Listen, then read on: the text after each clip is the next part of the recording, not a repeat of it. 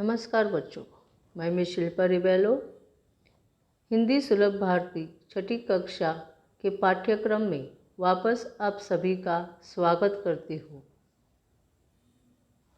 बच्चों, पिछले प्रेजेंटेशन में हमने जन्मदिन कहानी आदि पढ़ी थी। अब इस प्रेजेंटेशन में आगे की कहानी पढ़ेंगे। तो चलिए पढ़ते हैं कहानी जन्मदिन।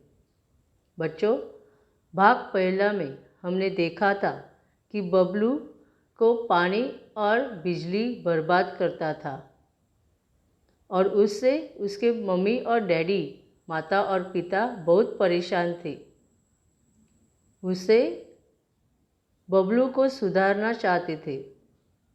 अब देखते हैं आगे क्या होता है। उस दिन शीला मौसी की बेटी पूजा का जन्मदिन था। मौसी मतलब माँ की बहन, मम्मीज सिस्टर, और उसका नाम शीला था। उसकी एक बेटी थी जिसका नाम पूजा था और पूजा का जन्मदिन था। जन्मदिन यानी बर्थडे था। उन्होंने सबको खाने पर बुलाया था। जैसे आपका बर्थडे रहता है, जन्मदिन रहता है, तब आपके मम्मी डैडी भी सबको बुलाते हैं। वैसे ही पूजा की मम्मी ने भी सबको खाने पर बुलाया था। शाम को सब उनके यहाँ पहुँच गए, पर बबलू को वहाँ पसरा सन्नाटा देख बड़ा आश्चर्य हुआ। सन्नाटा मतलब शांति, गहन शांति। तो शाम मतलब संध्या का समय, इवनिंग। तो शाम को जब बबलू मौसी के घर पहुंचा, तब उन्होंने क्या देखा कि सब जगह सन्नाटा, शांति छाई हुई है। और उसे देखकर वो आश्चर्य हुआ। आश्चर्य मतलब शॉक हुआ। क्यों? क्योंकि जब जन्मदिन की पार्टी रहती है, बर्थडे पार्टी रहती है, तब क्या होता है? धूमधाम रहती है, धमा चौकड़ी होती है, गाना लगाते हैं, डांस करते हैं। लेकिन यहाँ तो शांति थी और इसे देखकर उन्हें बहुत आश्चर्य हुआ। मेज पर भोजन लगा हुआ था। मेज मतलब टेबल, भोजन मतलब खाना। तो टेबल पर खाना लगा हुआ था। गुब्बारे और रंगीन झालर भी सजे हुए थे, पर कमरे में बिजली की रोशनी नहीं थी। गुब्बारे मतलब बलून्स, रंगीन झालर मतलब कलरफुल रिबिन्स। सजाना टू डेकोरेट। तो गुब्बारे और रंगीन झालर से पूरा कमरा सजा हुआ था, डेकोरेट किया हुआ था। लेकिन उस कमरे में बिजली की रोशनी नहीं थी, मतलब प्रकाश नहीं था। रोशनी मतलब उजाला, प्रकाश। तो उसमें लाइट ही नहीं थी। कूलर और पंखा भी नहीं चल रहे थे। बिजली नहीं थी, इसलिए कूलर और पंखा भी बंद थे। केवल एक मोमबत्तियों का धीमा प्रकाश फैला हुआ था। केवल मतलब सिर्फ मोमबत्ती मतलब कैंडल्स, धीमा, कम प्रकाश, उजाला। तो सिर्फ 1-2 मोमबत्तियों, कैंडल्स का कम प्रकाश फैला हुआ था, कम उजाला फैला हुआ था। सब गर्मी से परेशान नजर आ रहे थे। अभी बिजली नहीं थी, इसलिए पंखा और कूलर भी नहीं शुरू था और उसकी वजह से बहुत गर्मी हो रही थी और उस गर्मी के कारण सब लोग परेशान थे। तब शीला मौसी ने बताया, गर्मी बढ़ जाने से बाहर तमाम जगहों पर बिजली का भार बढ़ गया है। तब शीला मौसी ने बताया कि गर्मी बढ़ गई है, तमाम मतलब सभी जगह गर्मी बढ़ गई है और गर्मी बढ़ने से बाहर सब जगह पर बिजली का भार बढ़ गया है।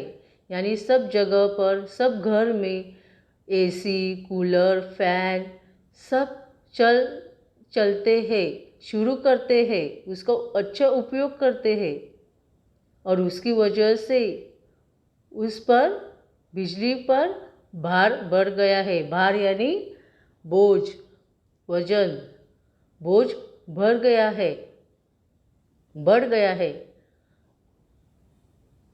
इसलिए कंपनी ने अपने यहाँ भी आज से कटौती शुरू कर दी है। भार बढ़ने से, बोझ बढ़ने से, इसलिए कंपनी ने, कौन सी कंपनी? बिजली की कंपनी ने अपने यहाँ भी आज से कटौती शुरू कर दी है। कटौती मतलब कुछ समय के लिए इलेक्ट्रिसिटी बंद कर देना।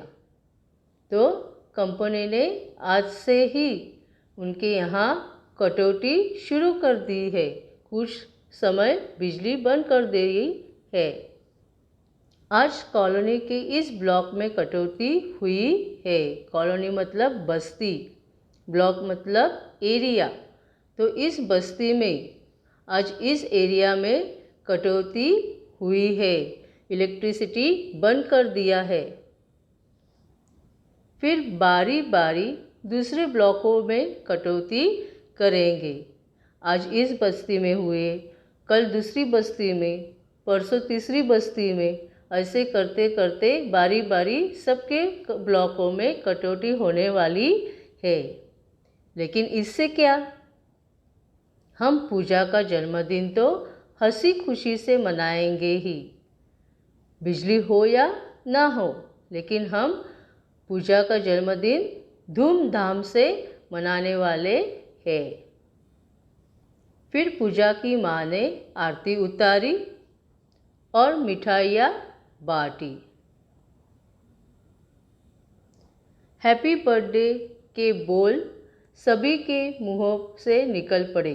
जब आपका भी जन्मदिन रहता है, बर्थडे रहता है, तब आपके भी सब रिलेटिव्स, मित्र, सहेली जो आते हैं वो सब आपको गाना गाते हैं। वैसे ही यहाँ भी जब केक कटिंग हो रहा था तब सभी ने हैप्पी बर्थडे का गाना गाया। धमा चौकड़ी के बीच बच्चों ने गुब्बारे फोड़े। धमा चौकड़ी मतलब धूमधाम, धूम मचाना, मस्ती करना। और मस्ती करते करते बच्चों ने गुब्बारे फोड़े, बलून्स फोड़े, किसी ने पैर से, किसी ने हाथ से। सभी गुब्बारे और टॉफियों पर टूट पड़े। सभी बलून्स लेने लगे, फोड़ने लगे और खाने की चीज़ पर भी सब गए। कुछ देर बाद शीला मौसी बोली, अच्छा बच्चों, अब धमा चौकड़ी के बीच बंद करो, सबका खाना लग गया है। जब मस्ती कर रहे थे बच्चे, बलून्स फोड़ रहे थे, तब अचानक मौसी आई और कहा कि चलो बच्चों, अब जो मस्ती हो रही है वो बंद कर दो। और सबका खाना लग गया है। सब खाने की मेज पर पहुंच गए, टेबल पर पहुंच गए। इस बीच बबलू को बहुत जोर से प्यास लग गई। बबलू को पानी चाहिए था, उसे बहुत प्यास लग रही थी। He was feeling very thirsty. उसे पानी पीने के लिए पानी चाहिए था। मगर शायद पानी न होने से सभी के गिलास आधे ही भरे हुए थे। शायद पानी कम था या पानी नहीं था, इसलिए सबके ग्लासेस आधे ही भरे थे। पानी से आधा ही ग्लास भरा हुआ था। बबलू एक घूंट में ही सारा पानी गटक गया, पर इससे उसकी प्यास नहीं बुझी। उसे इतना प्यास लग रहा था कि उसने जो आधा ग्लास पानी से भरा हुआ था वो उसने एक ही घूंट में, एक ही निवाला में पूरा पानी ख़त्म कर दिया, पी लिया। लेकिन फिर भी उसे बहुत प्यास लगी थी। उसे उसकी प्यास नहीं बुझी। फिर भी वह खाने में जुट गया। उसे प्यास लगी थी, फिर भी वो खाना शुरू किया। 2-4 कौर भीतर जाते ही उसकी प्यास और भड़क उठी। कौर मतलब निवाला। तो 2-4 निवाला खाते ही उसे और प्यास लगी, और बहुत ज़्यादा प्यास लगी। वह प्यास से बेचैन हो उठा। उसे इतनी प्यास लगी थी कि उसको वो बेचैन होने लगा। गर्मी अलग परेशान कर रही थी। बिजली नहीं थी, इसलिए पंखा और कूलर भी बंद था, और गर्मी की वजह से उसे पानी भी पीने जाना चाहता था। उसे बहुत प्यास लगी थी, इसलिए वह पानी पानी चिल्लाने लगा। गर्मी थी और गर्मी की वजह से उसे पीने के लिए पानी चाहिए था, लेकिन पानी नहीं था, इसलिए वह पानी पानी चिल्लाने लगा।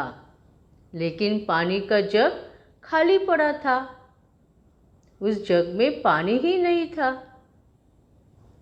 तब शीला मौसी मुंह बनाकर बोली, क्या बताऊँ बेटे, इस ब्लॉक की पानी की टंकी की सफाई हो रही है।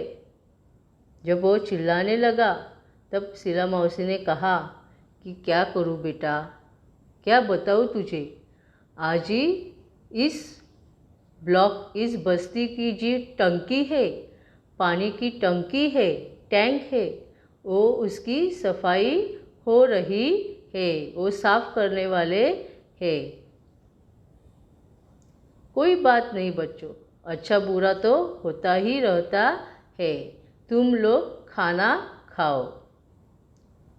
वह कहती है कि कोई बात नहीं है, पानी नहीं है, बिजली नहीं, कोई बात नहीं, सबके यहाँ अच्छा या बुरा दिन आते ही है, इसलिए कोई बात नहीं है, तुम खाना खाओ। अड़ोस पड़ोस में देखते हैं, कहीं ना कहीं से पानी तो मिल ही जाएगा।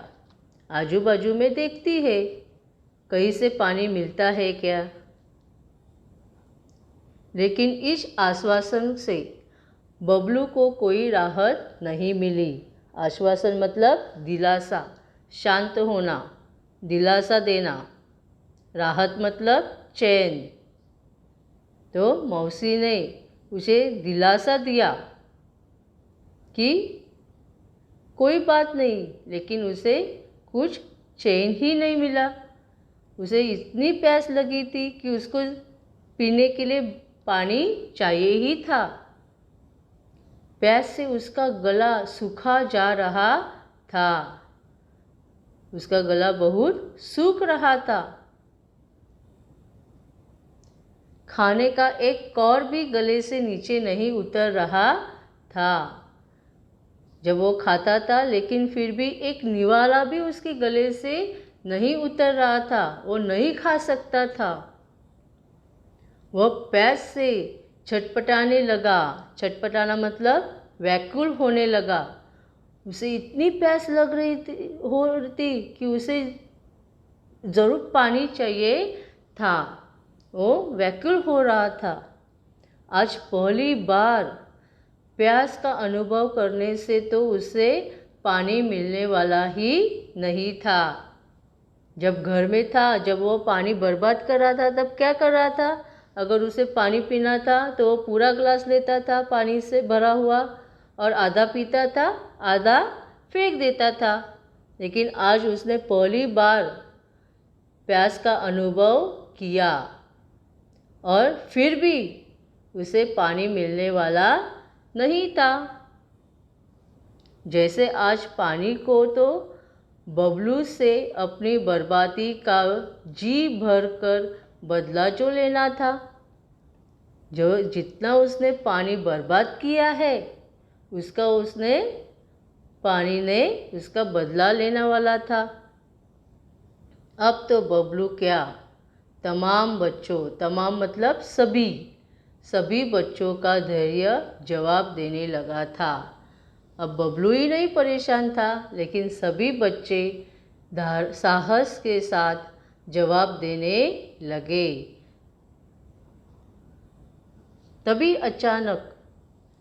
तभी एक चमत्कार हो गया। अचानक बिजली आ गई, कूलर पंखे चलने लगे, कमरा बिजली की रोशनी से जगमगा उठा। सभी बच्चे खुशी से चिल्ला उठे।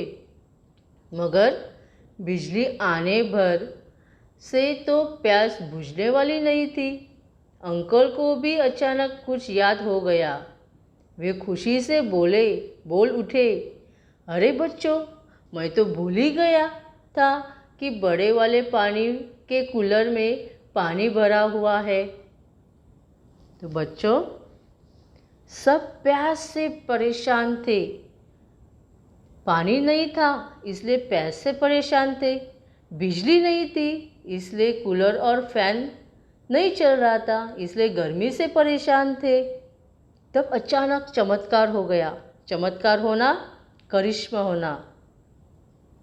अचानक कूलर और पंखे शुरू हो गए, यानी कि बिजली आ गई और कमरा बिजली की उजाला से या रोशनी से जगमगा उठा।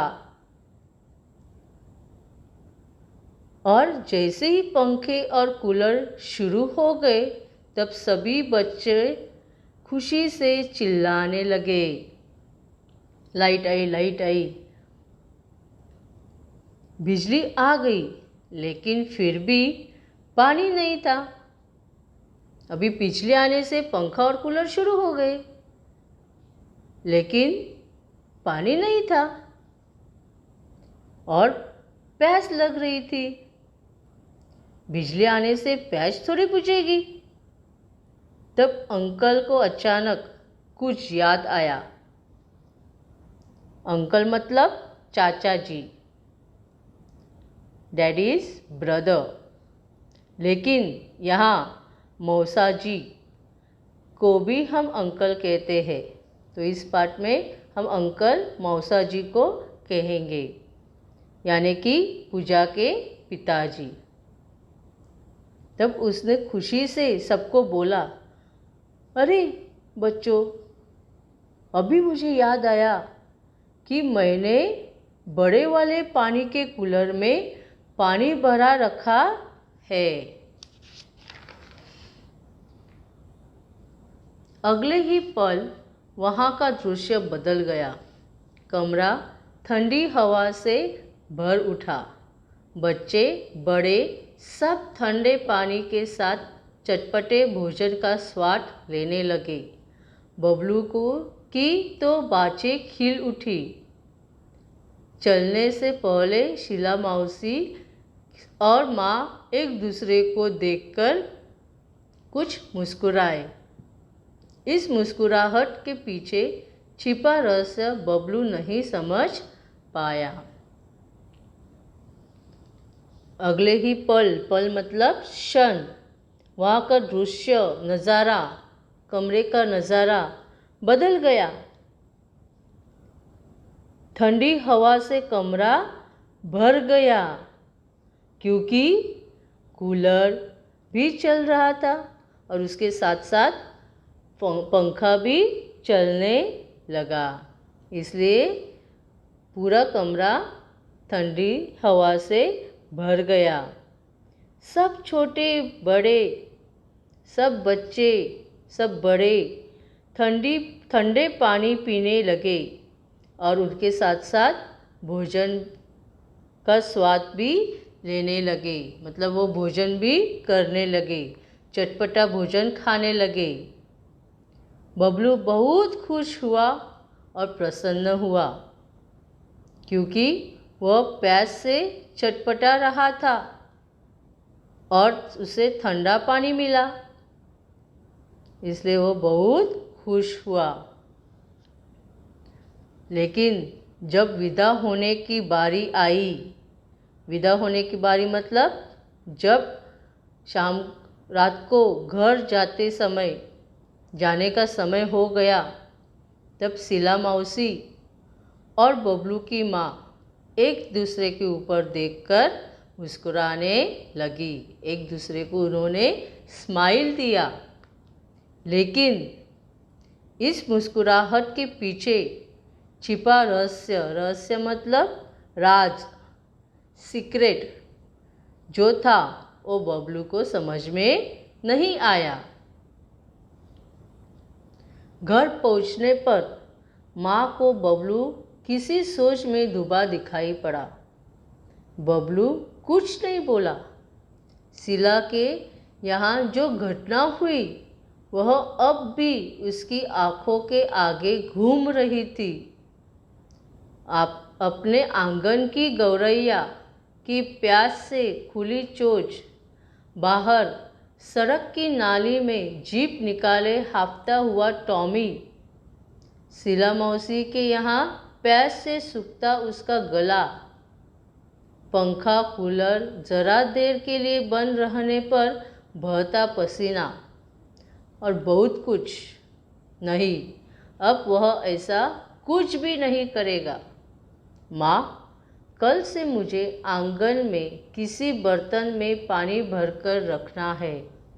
माँ हंसकर बोली, तेरे कारण पानी बर्बाद होने से बचे तब न रखे।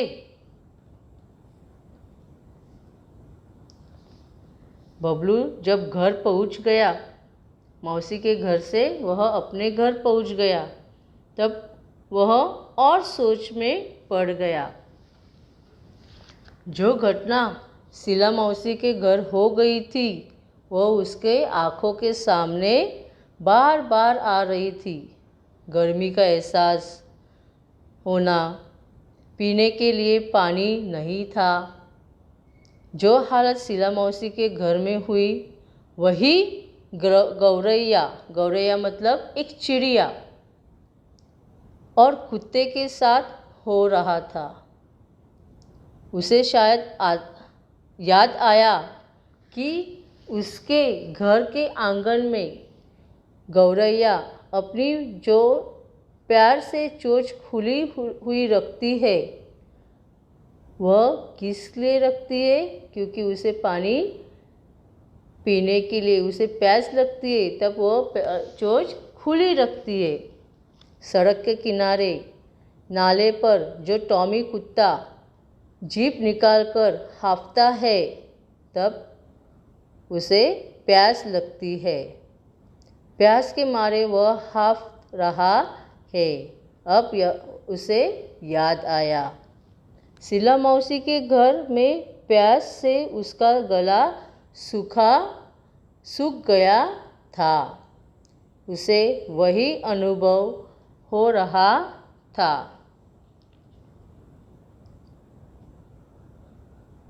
प्यास लगी थी वैसे ही उसे शीला मौसी के घर में भी प्यास लगी थी। जैसे टॉमी और गौरैया को प्यास लगी थी वैसे ही उसे शीला मौसी के घर प्यास लगी थी। पंखा कूलर का वह अब अच्छी तरह से उपयोग करेगा। यहाँ गौरैया उसकी चोंच खुली है और बेचारा टॉमी वह हांफता हुआ पानी के पास खड़ा है। अब उसने कहा कि पंखा कूलर का वह अब अच्छी तरह से उपयोग करेगा, उसका यूज़ करेगा। अगर बिजली नहीं होती है तो क्या होता है, यह उसने शीला मौसी के घर पर अनुभव लिया था, एक्सपीरियंस लिया था। माँ, अब पानी की एक बूंद भी बर्बाद नहीं होगी, बबलू आत्मविश्वास से भरकर बोला। मगर बबलू कभी यह नहीं जान पाया कि शीला मौसी के यहाँ जन्मदिन की पार्टी में जो कुछ हुआ वह एक नाटक मात्र था। उसे सबक सिखाने के लिए माँ ने चलने से पहले शीला मौसी को फ़ोन पर बबलू की इस आदत के बारे में बता दिया था। शीला मौसी ने भी कुछ करने का भरोसा दिया था।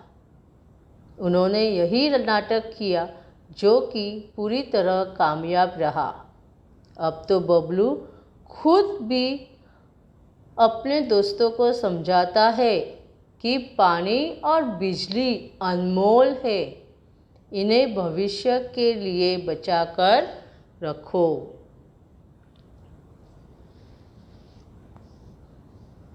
अब बबलू माँ से कहता है कि वह एक बूंद बर्बाद नहीं करेगा, वह एक पानी का बूंद भी बर्बाद नहीं करेगा। उसे विश्वास था और वह आत्मविश्वास से बोल रहा था कि मैं एक भी बूंद अभी बर्बाद नहीं करूँगा। बबलू इस बात को कभी नहीं समझ पाया, जान पाया कि शीला मौसी के घर में जो कुछ हुआ वो एक नाटक था, एक ड्रामा था। उसे सबक सिखाने के लिए ये सब किया हुआ था। सबक सिखाना मतलब शिक्षा देना, पनिशमेंट। उसे कुछ सीख मिलनी चाहिए। जाने से पहले जब मौसी के घर जाने वाले थे, तब जाने से पहले बबलू की माँ ने शीला मौसी को फ़ोन करके सब कुछ बता दिया कि बबलू पानी बहुत बर्बाद करता है, वो आधा घंटा नहाने के लिए लेता है, तब शावर भी शुरू करता है और नल भी शुरू करता है, बहुत सारा पानी वेस्ट करता है, बिजली भी वो बर्बाद करता है, कूलर पंखा सब चालू ही रखता है, बल्ब भी शुरू करके सो जाता है। सब कुछ बता दिया। तब शीला मौसी ने बबलू के माँ को कुछ भरोसा दिया, दिलासा दिया कि मैं कुछ करती हूँ, विश्वास दिया।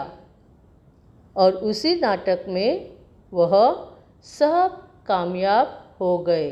कामयाब होना, सफल होना, सब सफल हो गए। अब बबलू खुद अपने मित्रों को समझाने लगा कि पानी और बिजली कितनी अनमोल है। अनमोल मतलब इम्पोर्टेंट है। इसे हमें भविष्य मतलब फ्यूचर के लिए बचाकर रखना चाहिए। इसलिए कहते हैं कि जल ही जीवन है। जीवन के लिए, लाइफ के लिए हमें पानी की बहुत ज़रूरत है। इसलिए पानी हमारे लिए बहुत इम्पोर्टेंट है, अनमोल है। और पानी से ही बिजली बनाते हैं। इसलिए हमें दोनों का सही ढंग से उपयोग करना चाहिए। बच्चों, आशा करती हूँ कि आपको यह कहानी समझ में आई होगी। बच्चों, जो अध्ययन मैंने दिया है वह आपको आपके नोटबुक में ज़रूर लिखना है। और जो असाइनमेंट दिया है